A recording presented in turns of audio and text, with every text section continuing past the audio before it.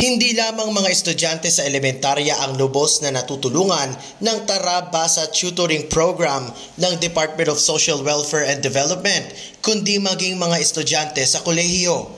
Sa panayam ng Radyo Pilipinas, sinabi ni DSWD Spokesperson Assistant Secretary Irene Dublao na umabot sa mahigit 62,400 grade 2 students na makabasa noong 2024.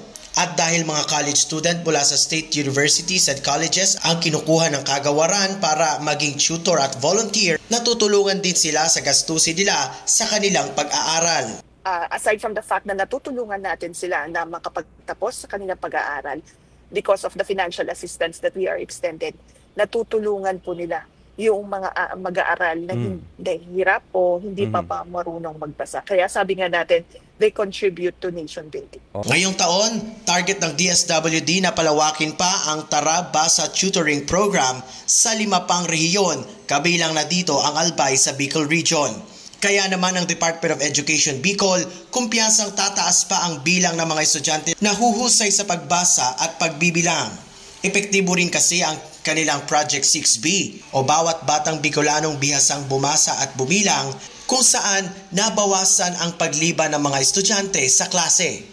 The learners who were engaged in the Project 6B were observed to be more engaged in their class.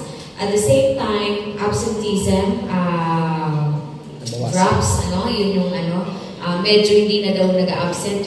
Mula sa Radyo Pilipinas Albay, Paul Lapin para sa Balitang Pambansa.